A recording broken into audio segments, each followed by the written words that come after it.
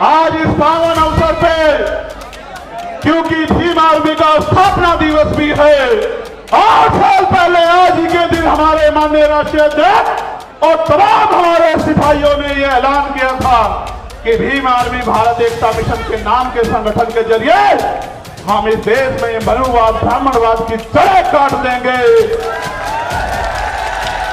जो कारवा एक छप्पर से चला, आज वो कारवा सैलाब के रूप में दिल्ली की सड़कों पे है।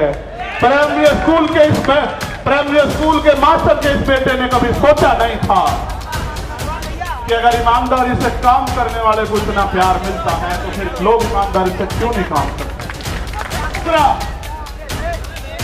अगर आपको और आगे बात को बढ़ाना तो अपने पराये में फर्क समझना पड़ेगा।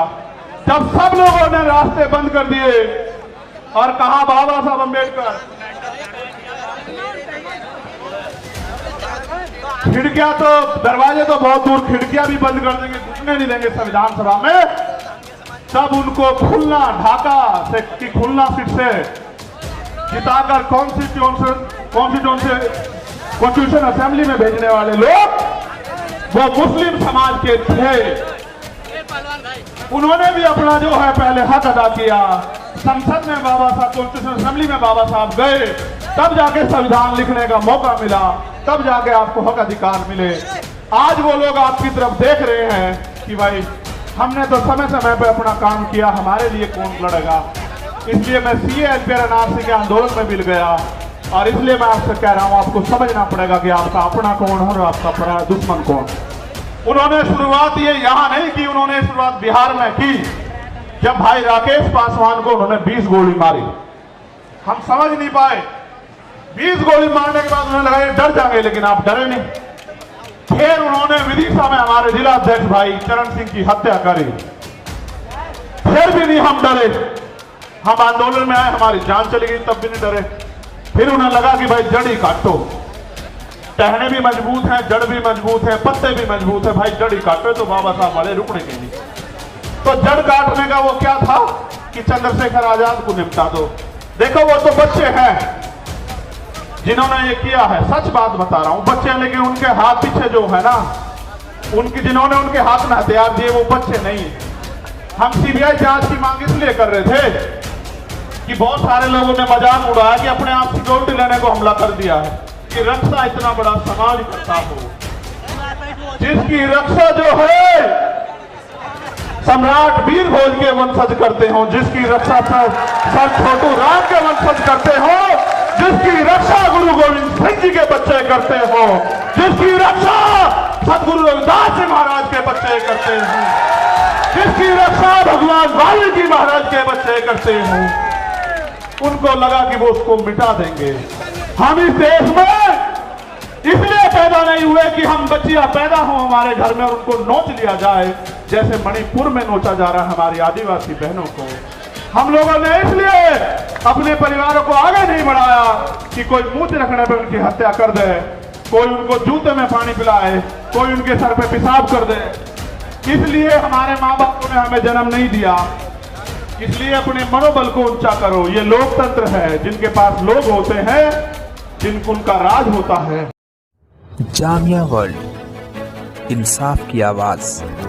को पूंछ बनाने के लिए नहीं कह रहा हूं मैं, आपको मूंछ की लड़ाई लड़ने के लिए कह रहा हूं कि अपना होगा अपना मरोड़, और मन आया तो पिया नहीं दिया फोड़।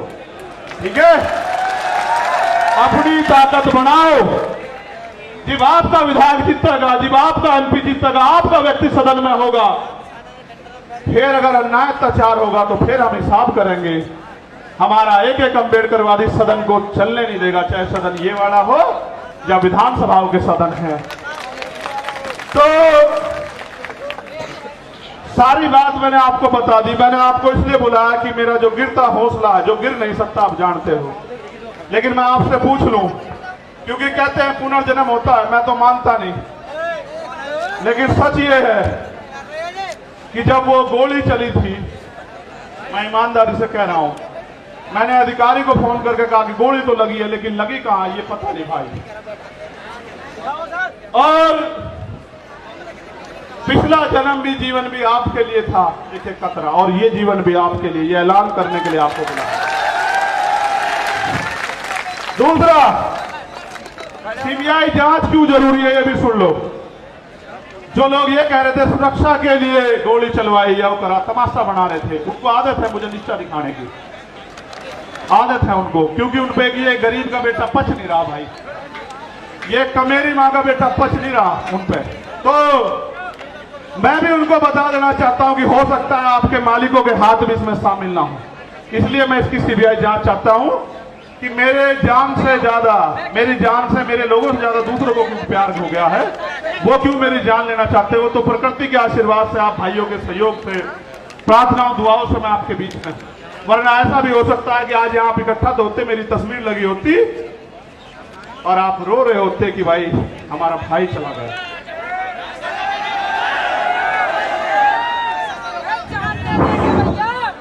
मैं जानता हूं कैसे कैसे उधार पैसे लेकर आए होंगे, और आने जाने के बाद जब खबर आएगी कि आप तक कोई और मुसीबत ना पड़ जाए, लेकिन जब आप अपनी जगह से नहीं हिलते तो फिर मेरे साथ कोई मुसीबत आ जाए मुझे भी हिलने का मेरा मन नहीं करता।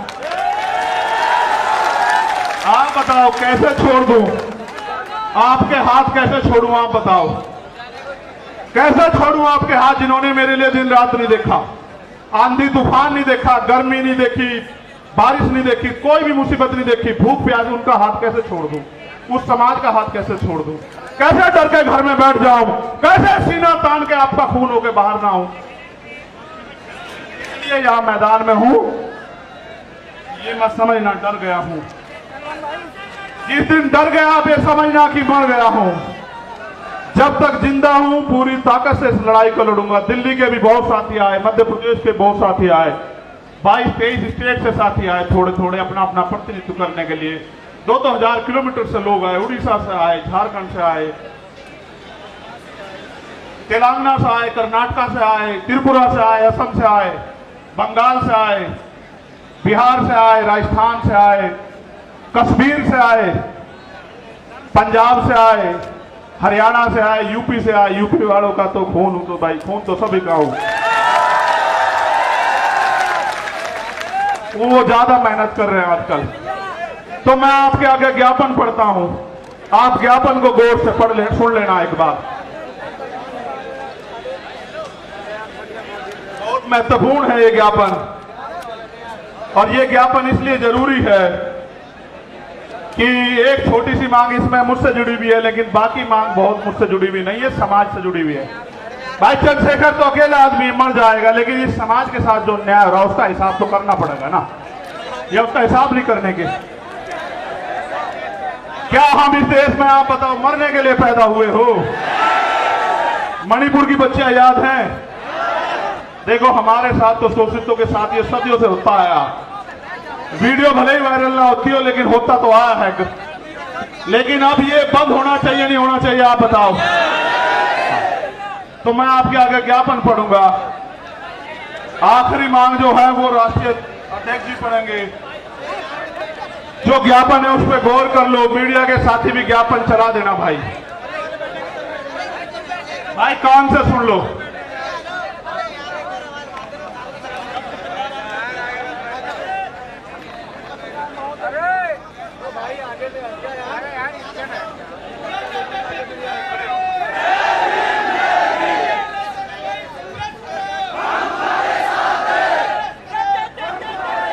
चुप हो जाओ, ये गौर सुनो। जय भीम के नारे तो बहुत दिन तक लगा रहे, ये सुनो, इसी में है सब कुछ।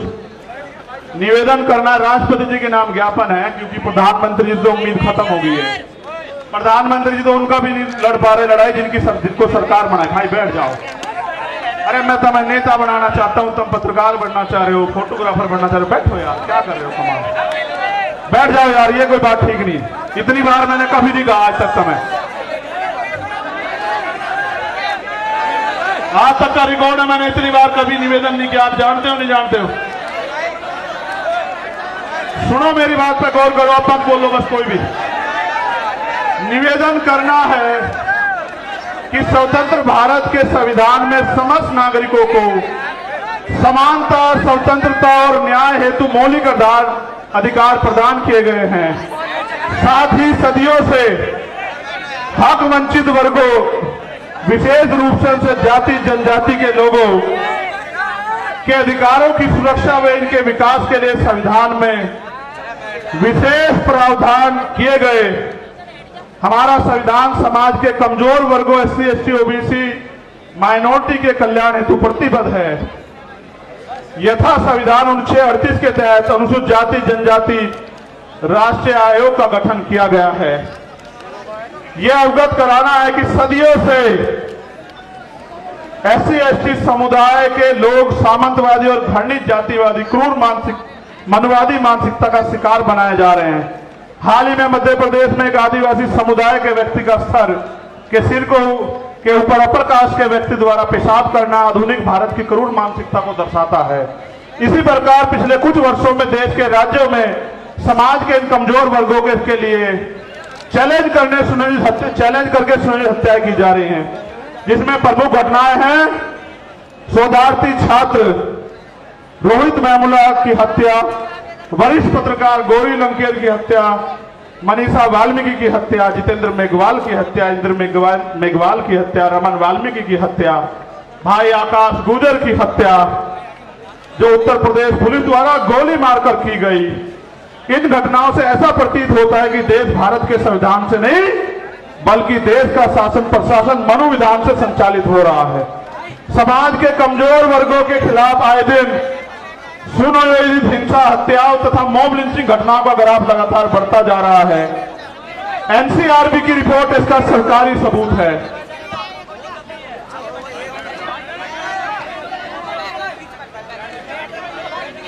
अब मैं आपको एक एक करके मांग पढ़ता हूं। पढ़ूं भाई? आप समर्थन भी करना होना चाहिए, नहीं होना चाहिए, ठीक है? क्योंकि भारत एक लोकतांत्रिक गणराज्य है। हमारा बुद्धिजीवी समाज भी सुने कि हम अपने लिए लड़ रहे हैं या समाज के लिए लड़ रहे हैं। हम आपकी वोट से बने वो नेता नहीं जो राज्यसभा, विधानसभा, लोकसभा में तलवे चाट रहे RSS और भारतीय जनता पार्टी के। हम आपका खून है, कल भी लड़ रहे थे, आज भी लड़ रहे और हमेशा सड़कों पर लड़ते रहेंगे। क्योंकि भारत एक लोकतांत्रिक गणराज्य है। देश में 85% लोग SC, ST, OBC व अल्पसंख्यक समुदाय के हैं, जबकि हाई जुडिशरी अर्थात सुप्रीम कोर्ट व हाई कोर्ट में इन वर्गों का समुचित प्रतिनिधित्व नहीं है। इसके लिए इन वर्गों के जजों की समानुपातिक आरक्षण के तहत नियुक्ति सुनिश्चित की जाए। और इसका एक उदाहरण बता देता हूं। यूपी HDS में पिछले 10 साल में दलित समाज का एक भी बच्चा भर्ती नहीं हुआ। आप चेक करा लेना। उन्होंने एक षड्यंत्र कर रखा है। हम उनको हरा देते हैं कंपटीशन में, इंटरव्यू में वो हमें हरा देते हैं। उन्होंने कहा इंटरव्यू में 80 नंबर नहीं आएंगे तो भाई कामयाब नहीं मानने जाएगा। 70 से 79 देकर हमारे लोगों को निकाल देते। आप देखो लोकतांत्रिक भारत में एक जज नहीं बना पिछले 10 साल में। आप इस बात को समझो कितनी बड़ी साजिश है। पिछड़े वर्ग के भी 2-4 बड़े होंगे। ये बात आपको इसलिए बता रहा हूं कि आपके नेता जिनको आपने वोट से बनाया उनको दिखाई नहीं देता भाई। जब आपका जज ही नहीं होगा तो फिर 10 लाख का जुर्माना तो लगेगा भाई, या नहीं? फिर संविधान के अनुच्छेद दूसरी मांग है, ये होनी चाहिए नहीं होनी चाहिए? पहले वाली संविधान के अनुच्छेद 38 के तहत गठित राष्ट्रीय अनुसूचित जाति जनजाति आयोग को एक संवैधानिक संस्था है। इस आयोग को प्रत्येक राज्य में गठन हो, जिसके अध्यक्ष सेवानिवृत्त हाईकोर्ट के जज हो। इस प्रकार जिला स्तर पर आयोग का गठन किया जाए तथा भारत के प्रत्येक जिले में SC, ST executive exclusive special court की स्थापना की जाए, जो केवल SC, ST एक्ट में दर्ज केसों की सुनवाई करे और आयोग उनकी निगरानी करे। और इसलिए मैंने कहा कि बिहार वालों को भी अपने यहां आयोग बना देना चाहिए, ठीक है? ये होना चाहिए नहीं होना चाहिए? ठीक है, बहुत अच्छे। SC, ST एट्रोसिटी एक्ट 1989 के उपबंध 4 के तहत जिला स्तर पर जिलाधिकारी की संस्तुति में जांच प्रक्रिया की निगरानी हेतु वरिष्ठ अधिवक्ताओं की कमेटी का गठन किया जाए तथा SC, ST समुदाय के जघन्य अपराधों जिसमें कम से कम 7 वर्ष की सजा हो, पीड़ित परिवार को आर्थिक सहायता राशि कम से कम जो भी 8,25,000 रुपए मिलती है 50 लाख रुपए की जाए। पीड़ित परिवार के एक सदस्य को सरकारी नौकरी दी जाए। बताओ सहमत हो या नहीं सहमत हो? भाई मंच के लोग हाथ नहीं उठा रहे हो तो हम एक तरफ हो गए। चलो आगे बढ़ो। SC ST वर्ग के अधिकारी कर्मचारियों का उच्च पदों पर, SC ST OBC वर्ग के अधिकारियों कर्मचारियों का उच्च पदों पर समुचित प्रतिनिधित्व हेतु प्रमोशन में रिजर्वेशन का प्राविधान किया जाए तथा इन वर्गों का बैकलॉग कोटा पूर्ण करने के लिए विशेष भर्ती अभियान चला जाए। हमारे बहुत सारे अधिकारी कर्मचारी आए हैं, आप भले धीमे धीमे हमारे साथ खड़े हो रहे हो, हम आपके साथ खड़े हैं। प्रमोशन में रिजर्वेशन SC ST OBC को लागू करवा कर देंगे इस देश में, याद रखियो। सन 1931 के बाद देश में आज तक जाति आधारित जनगणना नहीं की गई, अतः जाति आधारित जनगणना की हम पुरजोर मांग करते हैं तथा जिसकी जितनी संख्या भारी उसकी उतनी हिस्सेदारी के तहत देश में वास्तविक लोकतंत्र कायम हो सके एवं जनसंख्या के अनुपात में आरक्षण बढ़ाया जाए। आप चाहते हो जातिगत जनगणना हो? ठीक है। यह है कि सरकारी उपक्रमों तथा संस्थानों का निजीकरण संविधान की लोक कल्याणकारी राज्य की अवधारणा खिलाफ है, क्योंकि यह सरकारी नौकरियों में आरक्षण को समाप्त करने की साजिश है। अतः निजीकरण पे तत्काल प्रभाव से रोक लगाई जाए। आप इस पे सहमत हो? जब हमारी सरकार आओगी सारा जिनका निजीकरण हुआ उनका राष्ट्रीयकरण कर देंगे, आप चिंता मत करो। केंद्र और राज्य सरकार के सभी कर्मचारियों के लिए पुरानी पेंशन लागू की जाए। यह है कि सेना में अग्निवीर स्कीम को खत्म कर पुरानी भर्ती व्यवस्था लागू हो, क्योंकि आपने देश की सुरक्षा के साथ खिलवाड़ किया और नौजवानों के भविष्य के साथ लोग अग्निवीर से वापस लौट रहे हैं। इसको भी हम ही करा कर देंगे और किसी में हिम्मत नहीं। ठीक है। भारत एक कृषि प्रधान देश है, किसान देश की रीढ़ है, अतः किसानों की MSP की समयबद्ध कानूनी लीगल गारंटी सुनिश्चित की जाए। और अभी जो किसान आंदोलन हुआ था उसमें जो झूठे मुकदमे लगाए गए थे वो मुकदमे वापस हो, और जो किसान सम्मान निधि 6,000 रुपए आप दे रहे हो उसको बढ़ा के 24,000 रुपए किया जाए। यह है कि संविदा नौकरी में आउटसोर्सिंग भर्ती को तत्काल खत्म किया जाए तथा संविदा पे कार्य कर रहे कर्मचारियों को भी नियमित कर्मचारियों का समान वेतन और अन्य सुविधाएं दी जाए। जो सफाई कर्मचारी ने संविदा पिछले 5 वर्षों से अधिक समय से ठेके संविदा पे रखे गए हैं उनको संवैधानिक आरक्षण का अनुपालन करते हुए नियमित किया जाए। आप इससे सहमत हो? भाई पहले तो ठेकेदारी होनी नहीं चाहिए, मगर जो ठेकेदारी पे है अगर सरकारी कर्मचारी को 50,000 रुपए मिल रहे तो उसको भी 50,000 रुपए मिले। ये इस बात पे सहमत हो? चलो ठीक है। और सफाई कर्मचारी दिल्ली के तैयार हैं आपकी मांग हम अगले 1 महीने में पूरी करवाने के लिए यहां की सरकार से भी निपटेंगे, आप चिंता न करियो।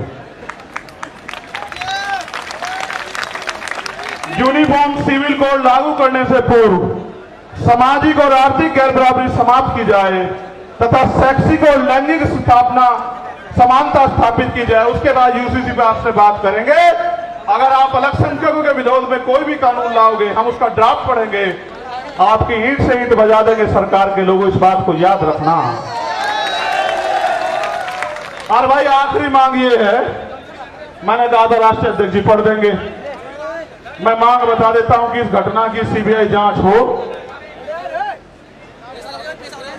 और सुरक्षा तो भाई समाज ही करेगा, थारे मांगने दे देने वाले तो है नहीं। लेकिन बड़ी बात यह है, ये समझना पड़ेगा कि देश के जब सरकार के नेताओं को सुरक्षा मिल सकती है तो हमारे नेताओं को भी सुरक्षा मिलनी चाहिए। सरकार आती जाती रहती है, हम भी टैक्स देते हैं, आप भी टैक्स देते हो, हमारी संख्या ज्यादा, हमारा टैक्स ज्यादा है, फिर सुरक्षा आपको क्यों? आपकी तो सरकार है, आप पे कौन गोली चला रहा है? गोली तो हम दलित पिछड़े अल्पसंख्यकों की छाती से निकल के जा रही है। इसलिए सुरक्षा की जाए। मुख्यमंत्री जी उत्तर प्रदेश को मैं कहना चाहता हूं, अगर वो संत है और अगर वो न्याय की बात करते हैं, कानून के राज की बात करते हैं तो वो वहां से पैरवी करें। और केंद्र सरकार अगर सच्ची है, उनका हाथ नहीं है स्टेट गवर्नमेंट का और केंद्र गवर्नमेंट का, तो वो रिक्वायरमेंट को जो है जो यूपी गवर्नमेंट भेजे उसको फाइनलाइज करके ऑर्डर करे CBI जांच के। हम बताएंगे कि इसमें सांप चूहे शामिल है, या बड़े बड़े अजगर जो है शामिल हैं। आपको पता है पहलवानों के मामले में न्याय कैसे हुआ, आपने देखा। आपको याद है पहलवानों का समर्थन भी हमारे साथ है। और यहां मणिपुर की कुछ बेटियां भी बैठी है, वो मिलना चाहती है, मैं उनको भी सुनूंगा। और हमारी बहन प्रतिभा जी वो भी यहाँ आई हुई हैं, जो पूर्व विधायक है नवलगढ़ से, उनका भी धन्यवाद। बहुत सारे साथी जिनके नाम छूट गए, यहाँ ओम प्रकाश रहेगर हमारे छोटे भाई की सिस्टर, सरकार बना, ठीक है, तो वो भी बिटिया यहाँ आई हुई है। और बहुत सारे हैं जिनके साथ अन्याय अत्याचार हुआ, सब लोग आए हुए हैं। और एक अगर मध्य प्रदेश में हम लोग पहले तो लड़ाई लड़ ही रहे मध्य प्रदेश के लोगों को, राजस्थान के लोग कहना चाहता हूं भाई मेरी जान की रक्षा तो हो जाएगी, चलो सुरक्षा भी इंतजाम हो जाएगा, लेकिन आम जमीन पे तो आप लोग भी लड़ रहे हो। पूरे भारत में बिहार हो, बंगाल हो, राजस्थान हो, मध्य प्रदेश, यूपी हो, उत्तराखंड हो, आपकी रक्षा कौन करेगा? आपको भी तो गोली चल सकती है। इसलिए हमें सुरक्षा की नहीं, अपनी सुरक्षा की नहीं, समाज की सुरक्षा की जरूरत है। इसलिए सरकार सुरक्षित माहौल लागू करे। और अगर सरकार पे सुरक्षित माहौल लागू नहीं हो तो सरकार कुर्सी छोड़े। क्यों जबरन चिपक के बैठे हो भाई? आप मणिपुर को न्याय नहीं दे सकते, आप राजस्थान में न्याय नहीं दे सकते, आप बिहार बंगाल में न्याय नहीं दे सकते, आप दिल्ली में न्याय नहीं दे सकते, आप मध्य प्रदेश में और केंद्र से न्याय दे सकते। तो भाई हम अपने लोगों को ये कहना चाहते हैं आप सब लोगों के सहयोग से कि राजस्थान के लोग मेहनत करने पे आ जाओ, मध्य प्रदेश के लोग मेहनत करने पे आ जाओ, छत्तीसगढ़ के। तो इसी बार जो है आपका सत्ता की चाबी आपके हाथ में मध्य प्रदेश राजस्थान में आ जाएगी, छत्तीसगढ़ में। क्योंकि चुनाव जैसा होगा उसमें 5-7 वोट विधायक जिसके पास होंगे उसके पास चाबी होगी। और हम काम करने वाले लोगों को लड़ा रहे हैं, तो हमारा विधायक जो है हो सकता है वो चीफ मिनिस्टर बन जाए या डिप्टी चीफ मिनिस्टर बन जाए, आपकी सरकार में हिस्सेदारी हो जाए। इसलिए आपसे कहूंगा मध्य प्रदेश राजस्थान के लोग ज्यादा काम करें और आप यहां आए पुणे।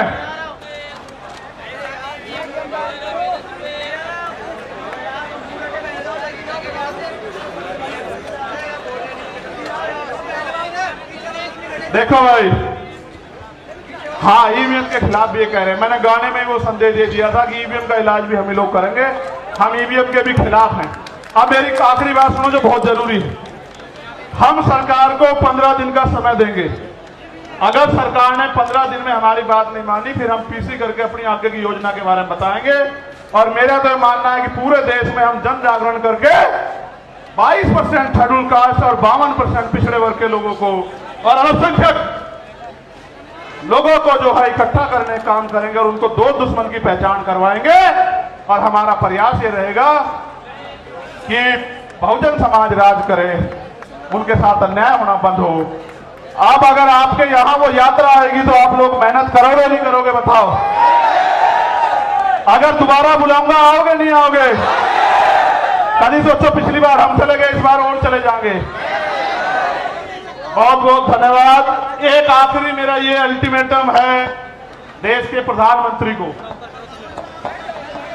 मेरी बात को गौर से सुन लेना। मीडिया के जरिए प्रधानमंत्री तक चला जाए, इंटेलिजेंस के जरिए, अगर मणिपुर का अन्याय नहीं रुका और मणिपुर के मुख्यमंत्री को नहीं हटाया गया और वहां कानून का राज स्थापित नहीं किया गया, तो बहुत जल्द मैं जंतर मंतर पे अनिश्चितकालीन मणिपुर के लिए बैठूंगा। क्योंकि मैं सब कुछ बर्दाश्त कर सकता हूं, लेकिन बाबा साहब अम्बेडकर ने कहा कि किसी भी देश की तरक्की का पैमाना और देश की महिलाएं हैं और हम प्रथम रंगते भारतीय हैं। अगर मणिपुर की बेटियों के साथ अन्याय होगा तो हम मुंह छिपा के घर में नहीं बैठेंगे, इसी जंतर मंतर पे।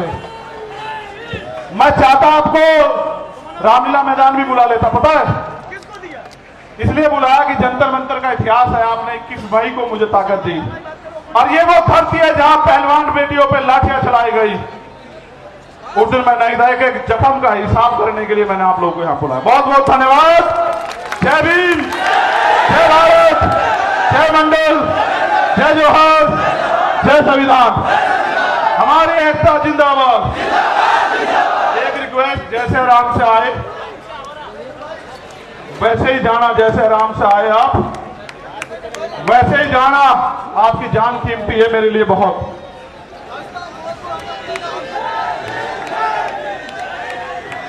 जो जैसे आए ऐसे ही जाना। आपने देश को बता दिया कि भीम आर्मी आजाद समाज पार्टी झुकेगी नहीं। धन्यवाद।